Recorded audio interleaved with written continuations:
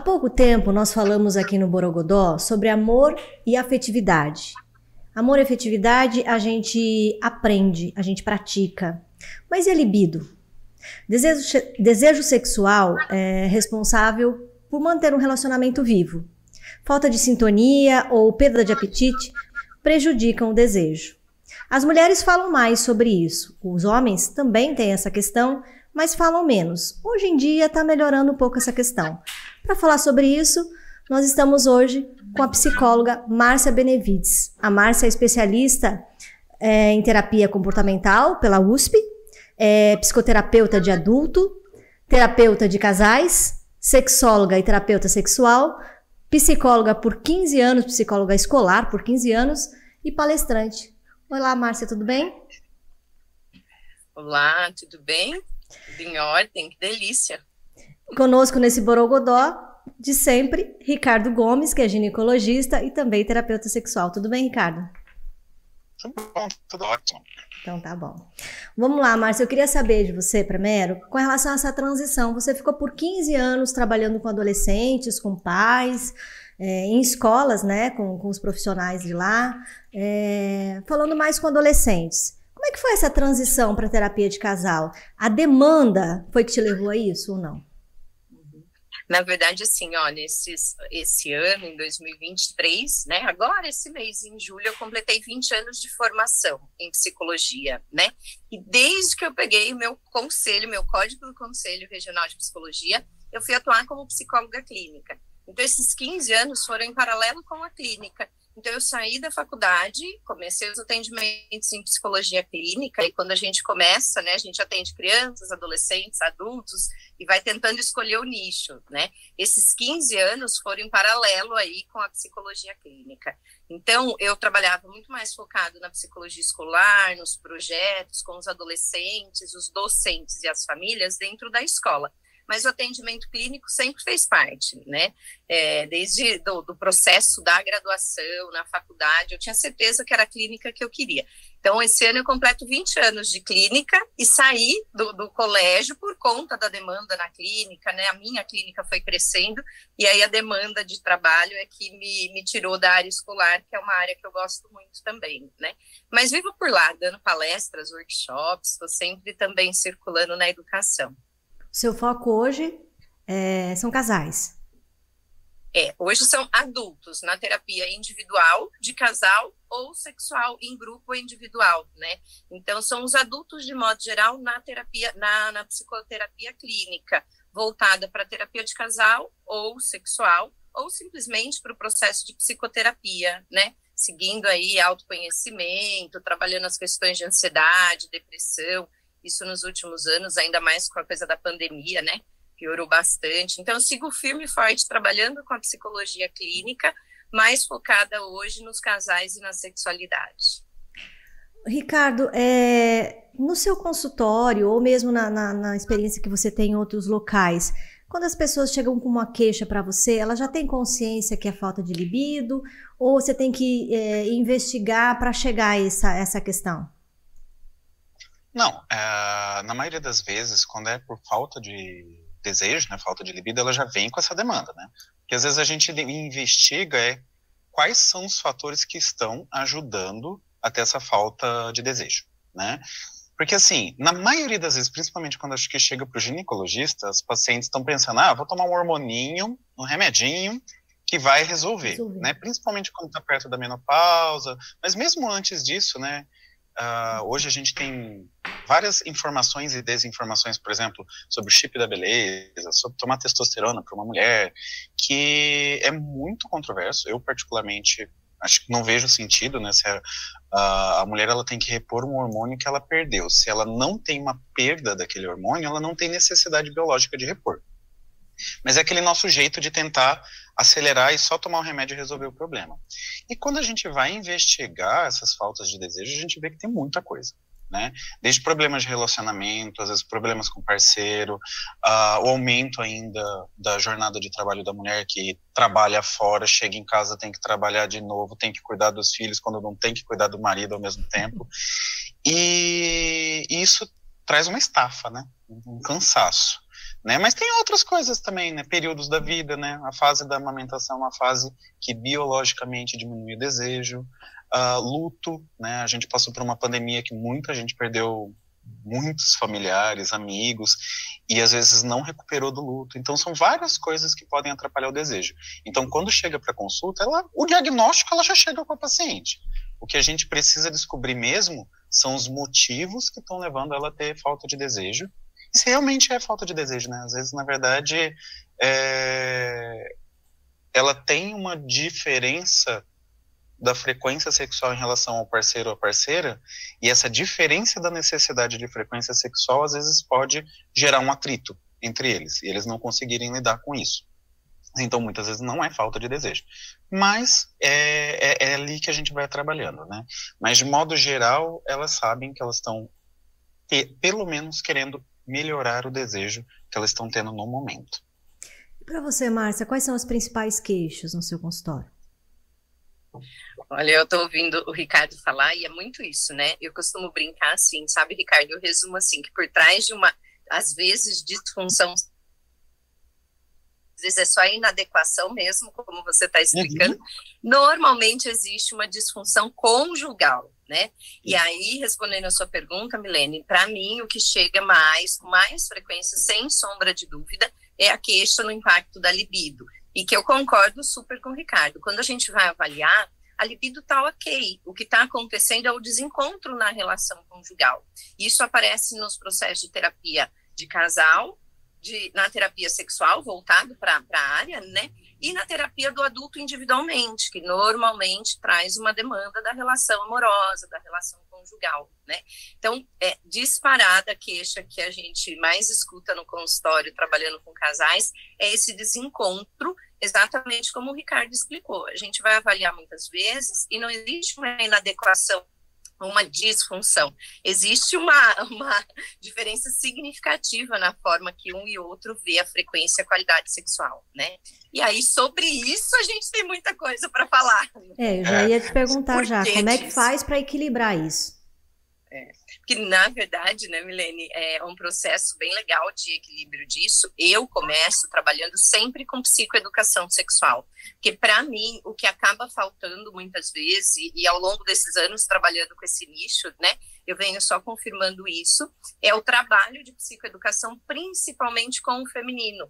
As mulheres não estão autorizadas, de modo geral, a olhar para o prazer antes de olhar para a demanda de casa, filho, marido, papagaio, periquito, como o Ricardo falou, né? Então, o que acontece? Não é que essa mulher não tenha desejo, ou não tenha prazer, ou não usufrua da relação sexual quando ela está numa relação saudável, né? Na verdade, ela precisa resolver todas as pendências dela primeiro, para depois olhar para o prazer. E aí a gente tem o desequilíbrio, né? O que a gente vê muito no consultório? O homem normalmente, não é regra, mas normalmente ele chega com o desejo sexual ali associado ao alívio, ao prazer. Então ele tá triste, ele quer sexo, ele tá cansado, ele quer sexo, ele tá estressado, ele quer sexo, ele tá de luto, ele quer sexo. O sexo está associado muitas vezes a ter prazer e descarga, né, de tensão. A mulher não. A mulher, na maioria das vezes, também não é regra, mas é o mais comum pra gente, o que aparece, ela primeiro vai olhar para todas as outras urgências, que são cobradas de modo geral, inclusive pela sociedade, né? E depois, se sobrar um tempinho, ela olha para o prazer. Então, ela não pensa em sexo, ela não fala de sexo, ela não se toca, ela não se conhece fisicamente falando. É por aí que a gente trabalha, Milene. Acho que a psicoeducação sexual é a linha que ajuda muito. Não sei se o Ricardo concorda aí, mas é por aí. Não, eu concordo, tipo... Por exemplo, na primeira consulta minha, tudo bem que, assim, orientado até no curso de terapia sexual, né? Primeira consulta a gente absorver qual que é a demanda. Mas tem muito paciente minha que passam poucas vezes, principalmente quando eu trabalho no SUS, né? Que eu também trabalho no hospital universitário. Então, eu vejo que muito, na verdade, da primeira consulta acaba sendo uma consulta de educação. E até porque, às vezes, elas têm vergonha de falar tudo, então ela não solta tudo, né? Principalmente nesse ambiente universitário, que às vezes tem um acadêmico junto comigo. Então, ela precisa ganhar confiança em mim e nos acadêmicos, no residente que estão comigo, e aí ela vai soltando. Então, geralmente, eu aproveito a primeira consulta para já fazer educação. E a maioria das vezes, dos problemas, é falta de conhecimento de como que funciona o corpo, de como que funciona o desejo, da permissão, né? Então, já tive muitas pacientes que eu resolvi em uma consulta porque ela só precisava de uma permissão, né? Às vezes ela tem prazer anal, mas ela acha que aquilo é errado. Aí você fala, não, no ponto de vista da medicina, não tem nenhum problema. Ah, então tá tudo bem, então tá tudo bem. Pronto, acabou. Então, muitas pequenas coisas a gente resolve só educando a paciente. E aí eu falo que, assim, para mim, eu vejo muito mais dificuldade de chegar no homem. Porque a mulher, ela chega com a demanda, às vezes a queixa não é nem dela, é do parceiro, e ela vem por conta da queixa do parceiro, e ela tá lá e ela escuta. Ela pode, às vezes, demorar para engrenar. Mas o parceiro, quando eu chamo para conversar, o cara nem aparece. Ou quando ele aparece, ele vem assim com um bico, né, que não sabe por que tá ali, né, quando fala que o problema também tá com ele, porque na verdade, quando a gente vai falar, né, a Márcia até já falou sobre a inadequação, é porque quando a gente vai falar sobre, mesmo que tenha ou não uma disfunção sexual, o problema é do casal. Porque muitas vezes tem parceiros que têm duas disfunções e aquilo não é um problema, né? Tem um clássico que o pessoal fala, que é do homem com disfunção erétil ou mulher com vaginismo, né? Então ele não tem um órgão que consegue fazer uma penetração e a mulher também não tem um órgão que dificulta essa penetração. Mas às vezes eles têm uma sexualidade tão boa em outras áreas, né? No toque, no beijo, no sexo oral, que dá para fazer mesmo com essas disfunções, que eles não são inadequados, então eles não têm um problema para resolver. Só que para colocar na cabeça do homem que ele faz parte do problema e ele faz parte, portanto, da solução do problema, isso é uma coisa que eu tenho muita dificuldade, principalmente ali no hospital universitário, ali no SUS, né? No consultório, eu já vejo um interesse um pouquinho melhor, né? Então, acho que, sei lá, a pessoa tá pagando para ir, tá, né? Já tá mexendo e vai, mas ali no SUS é mais difícil mesmo. Vem só a paciente e o parceiro não quer nem saber da história. Márcia, você acha que é mais difícil tratar de mulher? Na verdade, eu estou ouvindo o Ricardo e estou aqui pensando, né? Mas ele é ginecologista, né? A mulher acessa mais, tal. Porque para mim tem sido nos últimos anos diferente disso, né? Eu até andei comentando nos podcasts, live, enfim, com os colegas também, que quando começou a mudar e começaram a aparecer para mim as ligações e contato dos homens, primeiro eu estranhei. Eu falei, nossa, olha que legal, olha que ingênuo aí, Ricardo, achei, né? Nossa, que legal, os homens estão procurando mais a terapia de casal, né? Porque antigamente eu comecei, como eu falei para vocês, há 20 anos com a clínica, e nos últimos 15 focando aí e atendendo continuamente os casais. E 15 anos atrás, mais ou menos, eram as mulheres que traziam os homens amarrados assim no laço para vir para terapia, igual o Ricardo está falando, vinham com cara feia, não queriam falar, era aquela coisa monossilábica, sabe? Não sei, não lembro, era muito chato, né? E com o passar do tempo, e principalmente depois de estudar a sexualidade, de vir a formação em sexologia clínica, eu comecei a receber muito mais contato e insistência dos homens por horário, né? E aí eu, na maior ingenuidade, achando que o mundo estava mudando, que os homens estavam, né, abertos. Demorou um pouquinho para eu investigar com as minhas amigas e entender que elas continuavam atendendo o casal, mas sem a área específica da sexualidade, continuavam recebendo os casais puxados pelas mulheres, enfim, naquele contexto que eu havia. E aí eu comecei a refletir o que está acontecendo. Como eu vou trabalhar a terapia sexual baseada na psicoeducação, e é o que o Ricardo falou, a gente começa ali no primeiro contato, já trazendo informação, a chavinha vira tão rápido. Porque, vamos combinar, é prazeroso, né, gente? E se é prazeroso, não é difícil trabalhar, né? E aí um começou a indicar para o outro. A vida sexual lá em casa melhorou, como a intimidade melhorou, a relação conjugal melhora muito quando a intimidade está ok. E aí eles começaram a falar para os casais amigos e por aí foi, né? E aí caiu minha ficha. Eu falei, entendi por que os homens estão vindo, né? Porque eles querem melhorar a quantidade e a qualidade da frequência sexual deles, né?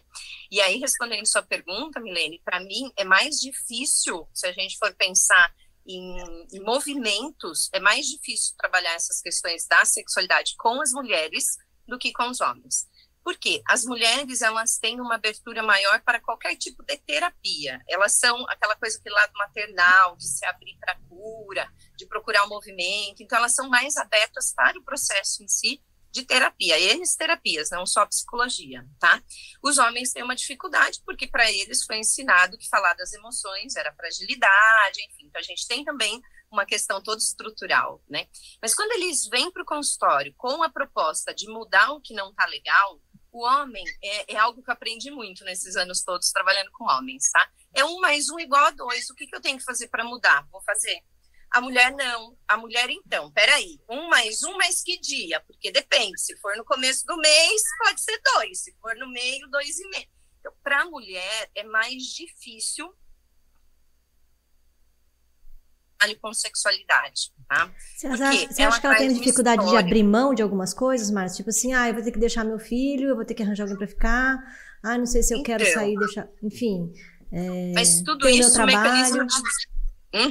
Mas tudo isso como mecanismo de defesa, muitas vezes, Milene, porque tem sim essas questões, né, como que eu administro, mas a gente está falando de um casal, quando o pai e a mãe dessa criança ou dessas crianças é o casal, né, que a gente está ali trabalhando, por que a mãe tem que se responsabilizar sozinha por isso?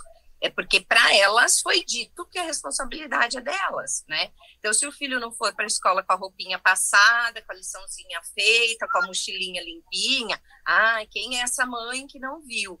Porque o homem poderia se responsabilizar tal qual, para que sobrasse espaço de tempo para a mulher também olhar para a sexualidade, para estar descansada, né? Então, é mais nesse sentido. Eu acho que o que é mais difícil com as mulheres, porque a gente acabou crescendo numa educação muito baseada em é feio, é sujo, não pode, vai ficar mal falada, sabe? Então, acho que nesse sentido, o que para os homens foi muito estimulado, olhe para o prazer e tenha potência no prazer, até demais, porque aí a gente tem outros problemas em relação a isso, né? Para as mulheres foi muito proibido. Então, acho que é nesse sentido, Milene, mais do que a demanda prática da logística do dia a dia. Até nesse que final ponto... aí que eu ia... Pois não, Ricardo, pode falar. Então, nesse final que você falou, Márcio, que eu até ia comentar justamente que eu vejo isso, assim, às vezes a mulher até entende, você pode ter o prazer, você pode ir, né, você tem que fazer tal exercício que vai dar certo. Então, na teoria, ela entende, mas na prática, às vezes, chega em casa e não consegue lidar. Então, por exemplo, a gente dá na terapia sexual uma série de tarefas. Uma das coisas que eu bato muito o pé, às vezes, é sobre masturbação, uso de vibradores. E aí, geralmente, qual que é a resposta dela? Mas eu não gosto. Aí, tipo, quem que não vai gostar de um estímulo prazeroso e que vai gerar prazer, tipo, porque é fisiológico. Vai, coloca um vibrador ali em cima do clitóris, deixa ele paradinho ali. Uma hora vai gerar prazer. Né? Então, assim, mas esse não gosto, acho que tá escondendo do tipo, nunca me foi permitido, então não sei se isso é certo. Não sei se eu posso fazer isso. Porque desde a minha infância, adolescente, foi falado que eu não posso, que isso é errado. Dependendo da cultura, que isso vai me levar para o inferno, sei lá, né, que é pecado. Então, que a mesma cultura para o homem não impede isso. Né? Então, por exemplo, quando a gente fala de masturbação ali na pré-adolescência, né, não vou nem falar tanto da infância, que da infância tem outras questões, mas que também acontece, e é normal. A criança se descobre, né, mas não tem esse caráter erótico. Né? O pré-adolescente, o adolescente já tem um caráter erótico, então ele está aprendendo isso. Aí eu vejo colegas homens, né, falando assim, peguei meu filho se masturbando no meio da sala, guri é difícil, né? O cara tava com um sorriso na boca falando isso. Né? Aí é que ele não tem filha, né? Mas se tem menina, cara, primeiro que eu nunca escuto ninguém falando isso. E provavelmente, geralmente briga, bate, fala que é feio, fala que é sujo, um lugar sujo, que não pode pegar. Se você ensina a mulher o tempo todo que a vagina, a vulva é suja, o tempo todo você ensina ela isso. Quando que ela vai sentir prazer? Ela vai tocar e vai lembrar que falaram que é sujo, que é pecado, que é errado. Então, acho que tem muito disso, sim. E na prática é muito difícil de quebrar isso daí. Né? Por mais que às vezes a mulher entenda isso na teoria, quando a gente pede para elas fazerem as coisas, não vai. Vai esbarrar no não gosto e não tenho tempo, né? Não tenho tempo, que horas eu vou fazer isso? Mas, criatura, você não xixi, você não vai ao banheiro, você não tem 3 minutos no dia, né? Funciona muito como um mecanismo de defesa de algo que está criado ali, enraizado. Por isso é mais difícil, Milene. Mas, assim, também não é regra, tá? Eu gosto sempre de falar, quando a gente vai falar de modelos assim, de exemplos, a gente fala do que acontece muito no consultório, mas não dá para colocar todo mundo no mesmo pacote, porque a gente encontra hoje, principalmente nos últimos anos, muitos homens com queixa de baixa de libido também, né? Que estão passando por questões financeiras, como o Ricardo falou, o luto, todas as perdas, né? E não só perdas de vidas, mas perdas em dinheiro, carreira, enfim, lugares, status, né? Então, a gente vê muito casal sofrendo a queixa ao contrário. E olha que interessante, só para fechar esse ponto que a gente está falando, quando chega o casal em que a mulher que é mais frequência sexual está reclamando, é a mulher que está reclamando, e o homem está com baixa de desejo, e nem sempre tem que ele tenha e que ele esteja escondendo isso, né? É outra coisa que aparece. O que a mulher pensa? Eu tô gorda, eu tô feia, ou ele tá me traindo, ou ele é homossexual. Então, a mulher chega com a questão e a proposta para terapia de casal de descobrir se aquele homem a ama, curte o corpo dela fisicamente, ou se ele deseja ser tocado ou tocar outro homem. Porque para o homem, socialmente, não foi dito que ele não pode ter, né? Não deve ter, ele tem que ter. Senão, se não for o pegador, né? Que a gente escutava muito, eu tenho um casal em casa, cara, uma filha e um filho. E o que eu escutava do meu marido? A filha ia para o convento, a filha tinha que ser santa, e o filho ia ser o pegador. E foi assim por muito tempo, eu cutucando ele, né? E caiu do cavalo, coitado, porque o filho é o mais sériozinho, a filha é dada, que é uma beleza, né? No sentido de falar, de brincar, é o oposto da mãe nesse quesito. Mas até hoje, em pleno 2023, a gente vê muito isso. O homem sendo educado para ser o pegador, porque se ele não começar cedo a olhar para isso, nossa, vá que, né? Então, o homem é estimulado e a menina fecha a perna, tira a mão daí, não é assim que senta, não é assim que se posiciona, né? Tem muito disso ainda. Ô, Márcia, se a gente é estimulado o tempo todo a não pôr a mão, a não se tocar, isso é feio, isso não tá correto e tal. Depois que você casa, tem um outro tipo de exigência. Né? E aí o homem quer outro tipo de mulher na cama dele. Né? Como é que vira essa chave? Olha, Milene, você tocou num ponto bem legal. Eu costumo falar aqui no consultório que, assim, né, o cerimonialista, o padre, o pastor, a pessoa que fez o evento do casamento deveria entregar para nós mulheres a chave, né? Onde a gente vira essa chavinha, que passou o tempo todo trabalhando e cuidando para não ser mal falada, para ser a mulher para casar, né? Que essa frase é muito comum, a mulher para casar. E como que a gente vira a chavinha para ser a mulher que o homem espera na relação íntima, né? Na intimidade, em quatro paredes, com tudo isso. Porque não vem com chave, não tem botãozinho, né? E aí vem uma outra pressão que e se você não cuidar disso e ele procurar fora, a culpa ainda é da mulher que não deu em casa o que ele foi buscar lá fora. Olha a experiência que a gente vive e quanta coisa a gente tem que quebrar, né? Com as mulheres para conseguir esse movimento, né? Acho que aí, Milene, o ponto de virada é a mulher entender que ela está numa relação saudável, segura, que ela escolheu esse adulto que está do lado dela, seja um homem, seja uma outra mulher nessa parceria, porque tudo que a gente ouviu ao longo da nossa vida, bem ou mal, foi de uma maneira muito... não foi saudável, vamos dizer assim, mas foi para proteger, né? As nossas avós, tias, mães, pais falavam aquilo para que a gente se protegesse de ficar mal vista, de ser mal falada. Quantas famílias colocaram para fora de casa, literalmente, né? Mulheres que engravidaram, enfim, antes da hora do casamento. Então, o que eles tentaram com a gente de uma forma que hoje a gente sabe que não tá legal, né? Mas foi proteger. À medida que essa mulher adulta olha para isso e diz, tá ok, hoje eu cresci e eu me responsabilizo por definir o que eu quero, o que eu posso, o que eu não posso nesta relação, aí ela consegue virar essa chavinha, né?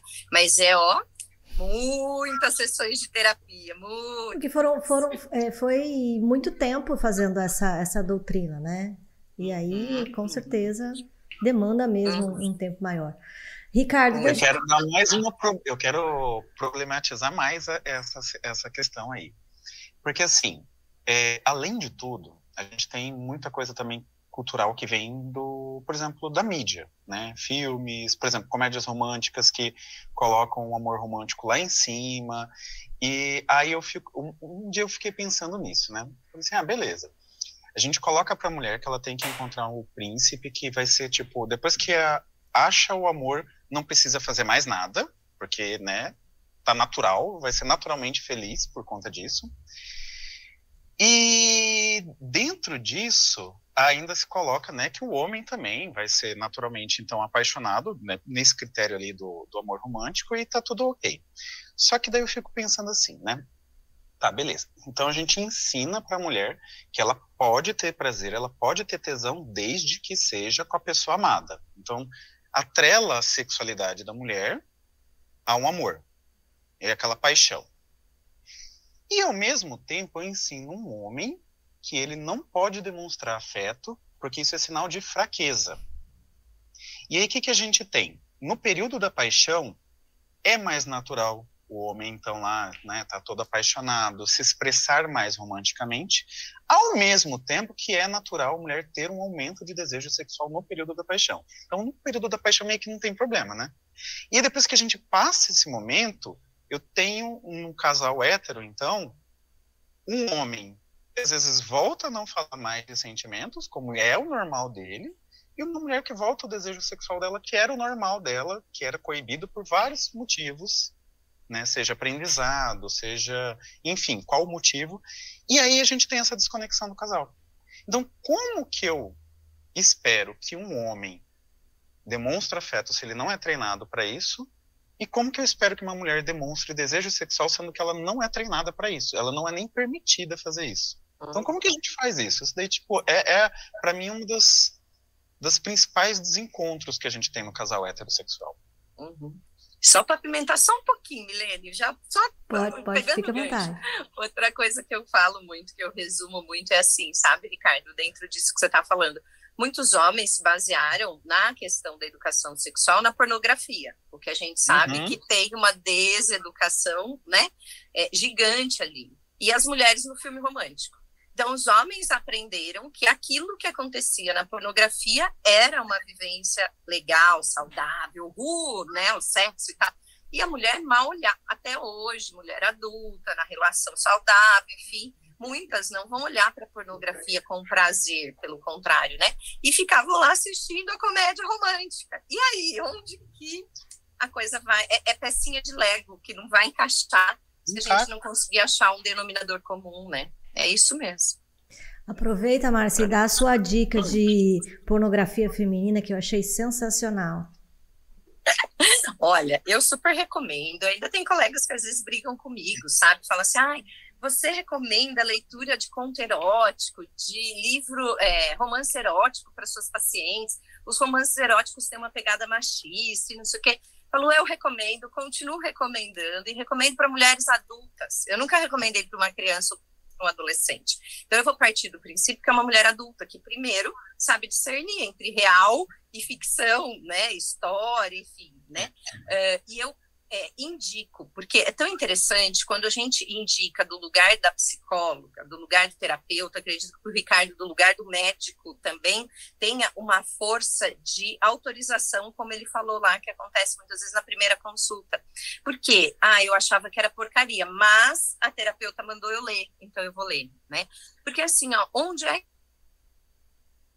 essa educação mais rígida, nesse contexto de foca no trabalho, nos estudos, na família, nos dotes culinários, enfim, tudo que foi estimulado, sem poder olhar para a questão do erotismo. E onde é que essa mulher vai mexer com o erotismo? Como que ela vai passar por uma etapa que é inicial, é anterior a ela pôr a mão no próprio corpo, né?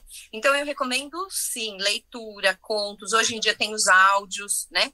Então, ela não precisa necessariamente ver o vídeo, porque para algumas o vídeo é muito invasivo, tem que quebrar um monte de crenças antes de conseguir encarar uma relação sexual explícita acontecendo num vídeo pornográfico ou até mesmo num erótico, né? Mas o poder ouvir, o poder ler, imaginar, eu super estimulo. E dentro da pornografia, aí eu recomendo pornô para mulheres, Milene. o que já vem numa desvantagem. A gente tem que procurar muito na internet para achar conteúdo de pornô para mulheres gratuitos, porque os vídeos de qualidade estão em plataformas que são pagas. Então, quando a mulher vai procurar o pornô, ela vai encontrar de bate-pronto um pornô tradicional, convencional. Então, ela tem que xeretar muito para encontrar uma linha onde tenha algo que sirva de estímulo para a mulher. Por quê? E, de novo, tá? Não são todas, mas para aquela mulher que ela é mais romântica do que sexual, o pornô convencional assusta, repele, dá nojo, dá medo. Nossa, se ele fizer isso comigo, né? Então, ela precisa de um caminho de transição. E o pornô para mulheres, ele tem esse caminho no sentido de cuidar do cenário, cuida do aquecimento. Eu nem chamo de preliminares, tá, Milene? Que eu falo que preliminar é aquilo que acontece depois da relação sexual até a próxima. Tudo que aconteceu no meio do caminho é preliminar para mim. O que aconteceu de beijo, abraço, massagem, na hora da interação, é sexo, né? Então, esse pornô para mulheres cuida do aquecimento, de ter um cenário legal, de ter uma música, né? Então, normalmente eu recomendo pornô para mulheres. Nas plataformas gratuitas, que todo mundo conhece, que são as famosas aí, tem lá normalmente as categorias, né? De A a Z. Para paciente que não tem condições ou não está disposta a pagar uma plataforma, porque entra no outro nicho também. As pacientes que têm medo de pesquisar isso no celular ou no computador em casa e ficar no histórico. Se meu marido descobrir que eu assisti, se meu filho descobrir. Então tem tudo isso, né? Mas lá naqueles sites tem de A a Z. No P, normalmente a gente acha pornô para mulheres e lá a gente consegue filtrar um ou outro, tá? Mas é pago, a grande maioria é pago. Fale, Ricardo, eu tô só curiosa com o que tá passando na cabeça do Não, então, Ricardo. eu tô pensando aqui em várias coisas nisso, né? Não, eu acho que assim, tem um que, por mais que a nossa ideia não é ficar fazendo propaganda, eu acho que da Erika Lust, eu acho que a gente tem que falar. Porque, assim, é uma diretora... Que bom que você... pornô para as mulheres, né? Então, disso que você falou, umas coisas que acontecem assim, tipo, o ambiente, mas, por exemplo, uma das coisas que as mulheres reclamam muito, e até alguns homens que eu já conheço já estão reclamando, no pornô clássico, aquele close que o pessoal dá no genital, entrando e saindo, e fica lá, você fica assim, tá, vamos acelerar passar dessa parte, enquanto que no pornô para as mulheres, tem sim a penetração, não é um filme erótico que não acontece, tem, mas ela é de longe, dá um close num beijo, num ângulo mais de olhar, então assim, tem um quê bem diferente, além de ter história, né, que o pornô clássico não tem história, né, porque falar que veio o entregador de pizza, abriu a porta e já estão transando essa história, isso não é, mas enfim. Mas tem outras plataformas pagas também, né, mas dentro das gratuitas, o que eu já vi? Realmente, para mulheres, só for women, né, que se tiver em inglês, mas eu também vi algumas classificações em alguns sites como românticos, então que é uma outra forma. Além disso, vale também, assim, filme de mulheres lésbicas. Muitas mulheres heterossexuais preferem assistir filmes de mulheres lésbicas, pornô lésbico, porque também geralmente tem essa pegada. E aí eu estou falando que vai ter uma diferença, porque tem aquela de duas mulheres se pegando para um homem, que é totalmente não natural, assim, dá para ver que é bem falso, né? Então, assim, que geralmente está na figura do homenagem, que tem algumas outras nas situações que geralmente o homem está envolvido, aquilo costuma ser ainda pornô masculino. Mas o pornô lésbico, ele tem a pegada justamente para excitar duas mulheres, né, que se atraem, mas mulheres héteros acabam se excitando por conta de como é feito o cenário, tá? E aí a gente já vai falar uma coisa, não é porque você gostou de assistir um pornô lésbico que você não vai... Então vamos com calma nisso daí, tá? Porque tem muito da questão de como é feita a história, de como é contado, de como é feita a câmera, e não vai ser tão agressivo visualmente, né? Então tem tudo isso. Além disso, eu gosto de indicar também os contos eróticos também, igual você falou. Eu tenho uma listinha de contos eróticos já em PDF que eu já mando para os pacientes, né? Mas tem alguns também, se ela quer pesquisar, né? Porque, às vezes, uma coisa legal que eu falo do conto erótico, você tem que buscar qual é a fantasia que te excita mais, ou pelo menos nesse momento, porque ele pode mudar, tá? A fantasia, às vezes eu me excito com uma fantasia X, sei lá, sexo em um lugar público. Eu cansei, eu quero um outro tipo de fantasia. E é normal isso acontecer. Então, para você ter um pouquinho mais de conseguir material, a gente põe no Google, né? Contos eróticos. Só que o que eu recomendo? Coloque contos eróticos femininos. Porque daí qual que é a ideia? Quando se coloca contos eróticos femininos, na maioria vai ser um conto escrito por uma mulher. E aí parte do ponto de vista que aquela mulher que está lendo como se fosse, né, uma imersão maior ali, como se ela tivesse naquele conto. Assim como um conto masculino, eu quero saber, é que geralmente se eu colocar só conto erótico, vai aparecer os contos eróticos masculinos na maioria das vezes, então não preciso fazer esse tipo de filtro. Né? Mas uma mulher colocando contos eróticos femininos, pornô para mulheres, colocando essas coisas, geralmente vai vir um material mais adequado para as mulheres, que não seja assim tão agressivo e que vai ser o ponto de vista de uma mulher contando aquela história. E aí eu já vou fazer a minha propaganda aqui, porque eu escrevo conto erótico, né? Vocês sabem disso. Eu participei, inclusive, num grupo com a Márcia falando sobre isso. Foi super bacana a gente falar sobre isso. E eu faço personalizado, né? Então a pessoa me manda os dados que ela quer que tenha nesse conto, me fala o cenário que ela quer, e a partir daí eu crio um conto para ela. E aí eu entrego para ela uma coisa dela. Mas uma coisa legal é você trocar com o parceiro, ou com a parceira, né? Com a parceria, essa história. Vocês podem escrever juntos, né? Enquanto eu estou mandando uma mensagem lá, vocês estão escrevendo um conto erótico, né? Isso é muito legal. Eu queria que vocês me mandassem uma listinha depois para a gente disponibilizar no nosso Instagram, ou mesmo aqui no nosso canal, uma listinha de locais onde a gente encontra, né? Os endereços mesmo, @, tal, para estar informando para essas pessoas com mais facilidade onde elas encontram tanto o pornô feminino, vídeo, como os contos, tá bom? Uma outra, Milene, só antes de a gente cortar, mas já te lembrando, um outro ponto, além desse que o Ricardo falou, que eu vejo que as pacientes mulheres se identificam também quando elas vão xeretar nas plataformas e pesquisar nesse A a Z, são os virgens. Porque normalmente ali tem alguns vídeos, e de novo, dentro das plataformas mais comuns, tem milhares de vídeos ali dentro, você tem que selecionar, né? Mas a relação com a garota virgem, que nem sempre é virgem, enfim, tem todo um contexto, né, do que está ali dentro do contexto dos vídeos da pornografia, mas também tem aquecimento, tem uma imagem que ainda é muito focada no genital, como o Ricardo falou, mas focada em estimular, para que aquela vulva se estimule, para o clitóris estimular, para o canal aquecer, dilatar, lubrificar. Então, tem alguns vídeos dentro das categorias virgens que também agradam aí o olhar feminino. Lembrei de mais uma também. E isso que o Ricardo falou dos lésbicas é muito interessante. Ricardo, eu já recebi várias mensagens, às vezes comentário da paciente na sessão. Márcia, agora eu fiquei preocupada. Eu comecei a assistir os vídeos e aí eu fiquei muito mais excitada e tal. E aí é isso, né, Ricardo? Até você explicar, peraí, mas você sentiu o desejo de ser tocada ou de tocar uma parceira mulher ou não? Não, só o vídeo... Não tá ok, o vídeo te excitou porque ele traz cenas que, de fato, não agridem aos olhos da mulher, né? Não é aquela coisa de rápido, forte, de intenso na penetração. Tem todo um jogo de sedução, né? Mas elas perguntam, nossa, quer ver que agora eu descobri que eu sou homossexual e não sabia. Então, mas você falou aí dessa outra aba, lembrei de mais uma também, que volta e meia tem essa pegada mais suave, que são os filmes com massagens eróticas.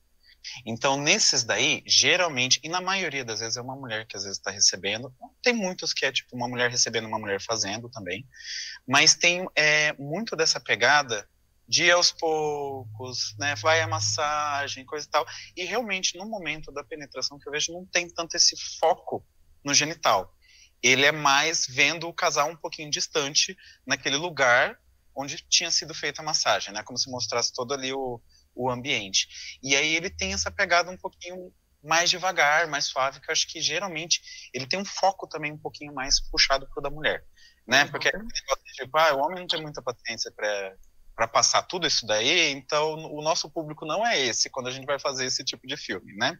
Mas enfim, eu vejo mais essa pegada, apesar, mas também vale as mulheres dar uma olhadinha nessa abinha. É verdade, tem sim. Massagem nas praias, massagem ao ar livre, tem muita coisa Massagem legal. tailandesa, essa é legal de ver. É legal. Vai todo mundo sair daqui e pesquisar, Ricardo. Massagem tailandesa, só porque você deu a dica agora. Também pode aparecer como Nuru. Olha lá, Pronto, já mais falei. uma dica. A Márcia falou um pouquinho, mas eu queria saber um pouco mais de vocês com relação a isso. O que é aquecimento? Qual o conceito para vocês de aquecimento e o conceito de preliminar?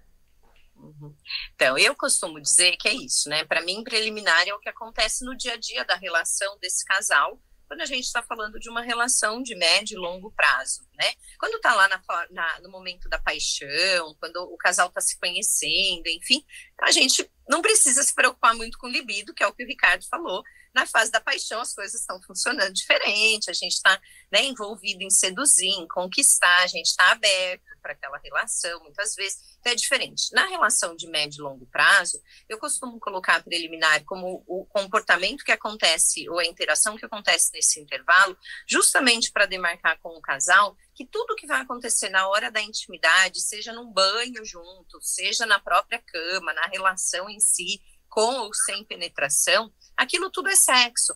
Porque se a gente definir que o que acontece no banho que está rolando ali antes de deitar na cama e de transar, ou dentro do contexto do banho mesmo, tá num lugar legal, tem uma banheira em casa, e tudo que tá rolando ali no que eu chamo de aquecimento, a gente chamar de preliminar, a gente vai pontuar o sexo como penetração.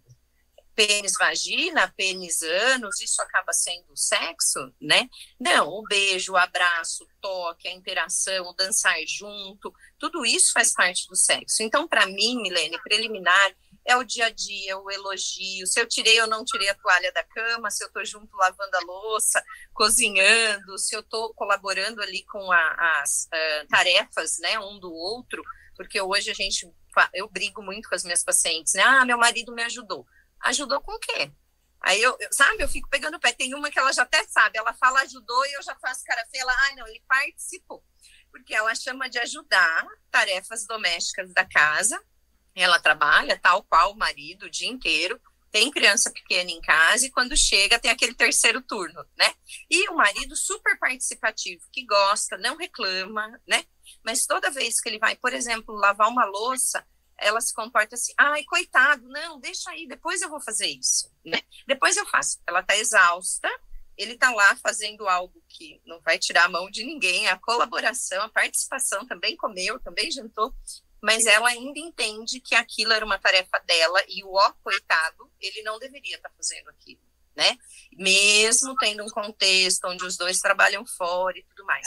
Então, para mim, parceria preliminar tem parceria, tem movimento, é um trabalho que a gente faz no dia a dia na nossa relação. E quanto mais de longo prazo ela for, maior é o investimento que tem que ser tido aí, que tem que se dar, né? No movimento de aquecer a relação, porque o sexo é consequência disso, né? O que eu chamo de aquecimento? Aquilo que vai fazer com que o corpo entre na fase de excitação, porque tudo isso que acontece na preliminar não necessariamente vai provocar no corpo ereção, lubrificação, aumento de batimento cardíaco, nada disso. Isso na preliminar, do ponto de vista que eu trabalho, vai ativar a relação conjugal e a relação amorosa. O aquecimento, trabalhando nessa linha de raciocínio, é aquilo que provoca o movimento de excitação do corpo. Lubrificação, ereção, aumento da circulação sanguínea, batimento cardíaco, respiração, tudo isso, para mim, é aquecimento, porque é o corpo se preparando para chegar, não na penetração, mas no pico de prazer, que é o orgasmo, né? Tendo ou não tendo orgasmo naquela relação, o movimento de excitação, quanto maior for, maior é o pico. Então, é esse movimento que eu chamo de aquecimento. Se vai ter penetração ou não, se vai ter orgasmo ou não, é outra história, né? Eu acho que as mulheres têm mais facilidade de entender isso, né, Márcia? Como você diz, a mulher é fogão a lenha, né? E o homem é micro-ondas, né? E até pela educação que a gente recebe, o conceito é diferente, né? Quando você explica isso para o homem, ele faz direitinho ou acontece de meter os pés pelas mãos, assim, de vez em quando? Gente, por isso que eu falo que é mais fácil trabalhar com homem, Milene. Quando eu falo para ele o caminho, é óbvio que eu vou investigar com aquele casal, tá? Porque isso a gente está falando da mulher que precisa disso tudo, mas a gente tem um contexto contrário, que é o homem que precisa disso tudo, e a mulher é aquela que está querendo mais frequência, que está focada no sexo genital, por exemplo, tá? Mas, na grande maioria das vezes, a queixa é nesse contexto, né? Por que é mais fácil? Porque quando o homem entende que esse é o caminho.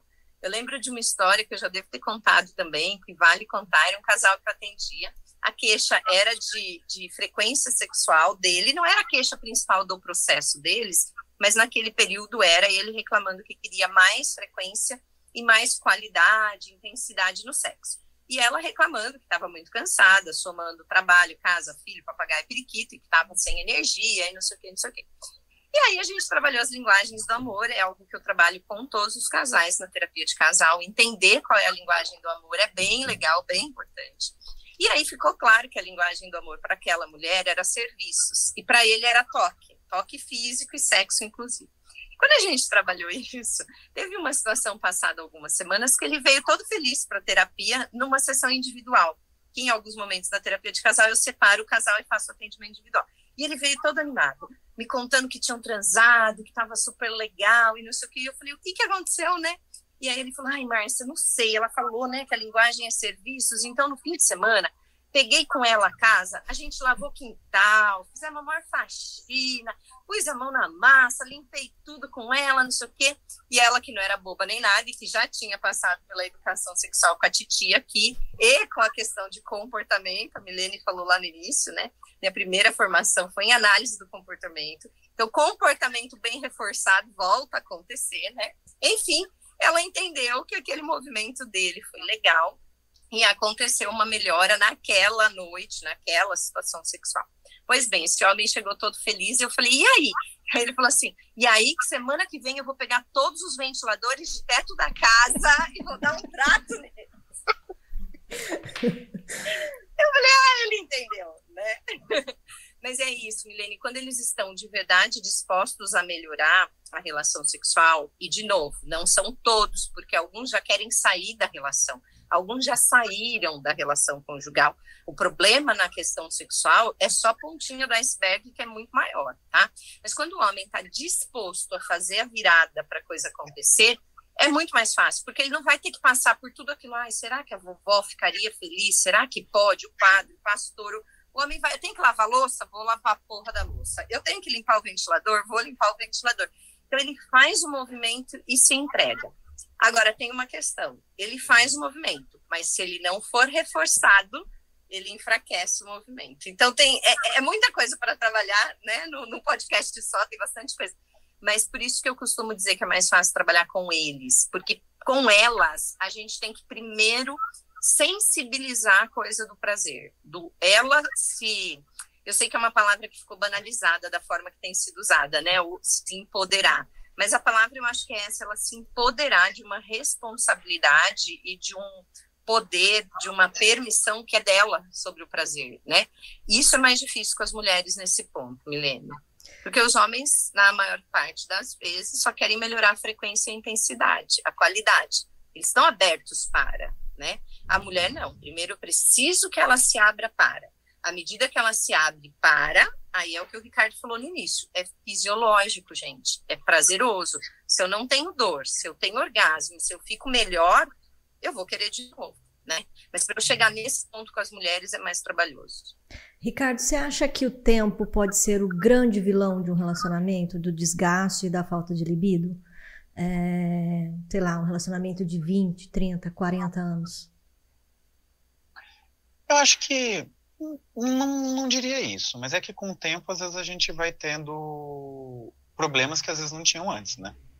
Então, às vezes, o casal não consegue se adequar a mudanças. Então, assim, né? Antes namorava, não se via todo dia. Então, quando tava querendo, quando chegava, já é fácil de ter saudade e estar com vontade de estar junto. De qualquer... Seja ela essa vontade de estar junto sexualmente ou não, né? Fazendo só um tempo de qualidade.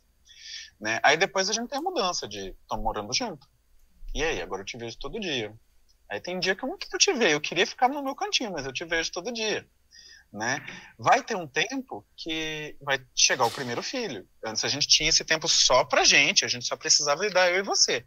Agora eu tenho que lidar com o filho, né? E todas essas mudanças trazem coisas boas e trazem dificuldades. E tem os casais que vencem essas dificuldades com facilidade, né? Então aqueles que vão criando parceria, que vão ajeitando as coisas. Esse casal, o tempo não é problema. Muito pelo contrário, né? Parece que cada vez mais eles vão se entrosando e vão ficando melhores em serem companheiros. Agora, aqueles que cada barreira, um joga a culpa no outro, ou quer sair correndo, enfim, porque são várias dificuldades que vão acontecendo ao longo do tempo. Além disso, eu, Ricardo, não sou o mesmo Ricardo de 10 anos atrás, nenhum de vocês é. Toda pessoa, ela passa por mudanças. A gente é um ser mutável, né? Falar, quando eu te conheci você não era assim. E não era mesmo, né? Porque a gente muda. Porque a gente recebe estímulo do nosso ambiente externo, a gente mexe com ele, a gente cresce, a gente tem dificuldades que a gente supera, a gente muda, e a gente tem coisas do nosso ambiente interno também, né? Nossa mente, tudo. Então, tudo que a gente vai fazendo ao longo da nossa vida, a gente vai sofrendo processo de mudança. E às vezes essas pessoas vão mudando de formas que vão se distanciando. Outras vão continuando junto. Então acho que tem alguns livros que eu vi, agora eu não vou nem lembrar qual dos dois, né? Que tem dois que eu estava lendo sobre amor, que é um da Ana Canosa, que foi nossa professora, né? De nós três, inclusive, que é a Metade da Laranja, e um outro também fala... já tinha falado no podcast passado. Da Bell Hooks? Não é da Esther Perel? Não, porque não.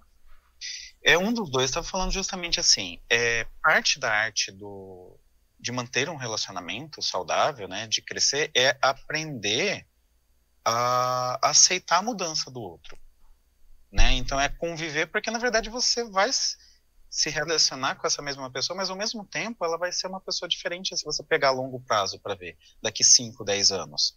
Né? Então é aceitar essa modificação. E às vezes a gente fica naquele negócio do tipo, você não é a mesma pessoa pelo qual eu me apaixonei, né? Você ficou diferente, e culpa o outro por ser diferente, quando na verdade é um processo de mudança dele. Então acho que muito vem disso. Então não acho que o tempo por si só é um inimigo. Eu acho que ele é um inimigo quando a gente não aceita que o tempo está correndo e ele muda a gente, né? Então, isso em diversas formas, né? Então, vamos por aí. Há 10 anos atrás eu não era pai. Minha filha tem 9, minha filha mais velha. Então, isso foi um processo que me modificou muito, né? Então, várias outras coisas acontecem na nossa vida e a gente vai mudando. E a gente aceitar as mudanças, não como sendo um martírio, mas sim aceitar a inevitabilidade das mudanças, acho que faz a gente aceitar muitos problemas mais facilmente, inclusive as mudanças das nossas parcerias. Por isso que a gente fala tanto, né, dessa renovação de contrato, nessa renovação dos acordos, né, dos combinados, para que as coisas se estabeleçam de forma mais coerente, né, entre o casal. Vamos ver se a Márcia vai... vamos ver, não. Nós estamos em 3 aqui, ela vai desempatar o nosso dilema, hein? Eu tenho uma opinião, o Ricardo tem outra, eu quero saber da Márcia. Vamos lá. Você acha que o erotismo exige um distanciamento, Márcia? Entre as pessoas? Já até peguei aqui o livro da Esther Perel, que eu super recomendo, Sexo no Cativeiro, né?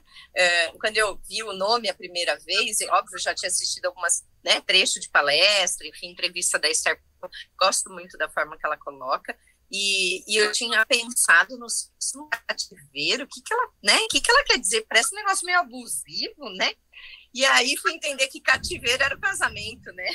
Enfim, e é muito legal. Eu não sei quem é dessa opinião e quem não é, mas eu acho que demanda, sim, um espaço, tá? Não é um espaço de tempo, de, vamos dar um tempo na relação, temos que dormir em quartos separados ou morar em casas separadas, apesar de funcionar muito bem para alguns casais, e ok, né? Não é nesse sentido. Mas eu, ouvindo o Ricardo falar, e fui pegar o material aqui, o livro, né? Que é um livro que eu recomendo a leitura e a reflexão sobre o que ela coloca, eu acho super importante, porque o indivíduo, ele precisa precisa estar presente na relação. Então, é importante que o indivíduo exista. Do que eu gosto? O que eu quero fazer? Quais são as coisas que me aquecem, que enchem meu vasinho de desejo, né? Eu uso a analogia, eu trabalho com a coisa do vasinho, que são coisas que eu tenho que colocar dentro do vaso de desejo para me manter motivada naquela relação. E eu vou te dar um exemplo prático e pessoal da minha vivência. Os opostos se atraem normalmente nas relações, né? Isso é muito comum, já virou piada, enfim. Eu sou uma pessoa que eu preciso de gente, adoro dar aula, gosto do workshop, grupo, estudos, enfim, estou sempre estudando e tal. Meu marido já é mais família. Para ele, eu e os filhos tá de bom tamanho. Não precisa de muita gente, não precisa de muita festa, né? Então, eu sou aquela coisa, como diz o pastor Cláudio Duarte, ele tem um vídeo que ele fala dos aglutinados e dispersivos. Eu acho aquilo ótimo, eu uso com muitos casais. Ele fala da escolinha, né, dos que vêm da família dos aglutinados, que faz tudo junto e misturado, e os dispersivos, que é cada um por si, marca horário para chegar, marca horário para sair, enfim. Meu marido vem da educação do dispersivo e eu do aglutinado. Eu falo sempre, gente, eu vou fazer cursos, por exemplo, tem em Campinas, do lado da minha casa, e tem em São Paulo, o mesmo curso por 1 ano. Eu vou fazer lá em São Paulo. Mas, Márcia, tem em Campinas, por que você vai fazer em São Paulo? Porque eu preciso, para continuar amando e continuar desejando meu marido, meus filhos, minha casa, eu preciso sair de lá de vez em quando. Então, eu vou para esse movimento e eu volto muito mais entregue na relação, tanto no meu lugar de mãe, quanto no meu lugar de esposa. Porque se eu tivesse que, sabe aquela coisa que é a expectativa de muitos casais, vamos bater no liquidificador, o jeito de um e do outro e tirar a média? Isso não existe na prática. Quando a gente faz isso, a gente inibe o que é prazeroso para alguém, né? E normalmente isso não impacta, né? A gente inibe. Então, alguém abre mão. Então, ou meu marido teria que abrir mão do aspecto mais dispersivo dele, ou eu abrir mão do meu mais aglutinado. Não, a gente não precisa abrir mão. Eu não vou para São Paulo todos os dias e nem todos os finais de semana, mas eu também não vou ficar em casa só nós 4 todos os finais de semana, né? Então, acho que esse equilíbrio, sabe, Milene? Então, não sei de qual dos dois é a opinião, mas eu acredito que sim, tem que ter um espaço para que a gente possa, não é ficar longe da parceria para sentir falta, é se encontrar com a gente mesmo, poder ser a gente. Aí eu volto inteiro para a relação, senão... E aí, eu pensei, você falar aqui, né? Às vezes a gente fica cobrando que a pessoa mude, que nem isso que você falou do liquidificador, né? Ficar mais próximos da gente e até cobrar isso como uma prova de amor. Tipo, nossa, tá vendo? Ele me ama, mesmo que ele não goste de fazer tal coisa, ele tá aqui fazendo comigo. Uma hora ele vai cansar, né? Uma hora ela vai cansar. E eu acho que assim, né? Não é uma prova de amor muito maior você aceitar a pessoa do jeito que ela é e deixar ela ter a individualidade dela conforme ela necessita, né? E assim você pode ter a sua individualidade também, né? O casal não nasceu junto, ele não precisa, né? Até gêmeos que nascem juntos, eles se separam, né? Em algum momento, né? Eles não ficam o tempo todo juntos. Então, assim, a gente não precisa fazer tudo ao mesmo tempo junto, né? Esse espaço pode ser físico, que nem você falou. Preciso de um tempo da família para poder ter saudade. Mas tem gente que não precisa disso, mas às vezes é só de, tipo, dentro da mesma casa precisa ter um tempinho seu. Eu gosto de ler, quero ficar mais isolado. Ok, então não adianta toda hora perturbar para a pessoa deixar de fazer aquilo. Ou então, gostamos de séries diferentes. Tá bom, cada um de vez em quando assiste separado, e quando tem alguma série que os dois gostam, assiste junto, né? E aí a gente vai fazendo. Eu acho que essa questão do espaço, ele é muito importante, né? Então, principalmente quando eu falo espaço, eu falo muito mais dessa questão da individualidade, né? A gente tem a gente tem o outro, a gente tem aquilo que os dois são juntos, que é o casal. Mas o casal tem que aglutinar toda a individualidade das duas pessoas. Gente, acabou nosso tempo. Meu Deus, que triste. Queria ficar mais com vocês. Márcia, rapidamente, o seu @ pra gente poder te seguir e acompanhar tudo que você faz e fala. É @psicóloga Márcia Benevides. Né? Tá facinho de encontrar lá, o conteúdo por lá é sempre voltado de uma forma mais leve também, gostosa, mas sempre voltado para a questão da psicoterapia de modo geral, mas muito mais intenso a questão casal, relacionamento e sexo, né? Bora espiar lá. Obrigada pela sua participação. Ricardo, obrigada, boa noite e até uma próxima. Até a Obrigada, próxima. gente. Boa noite.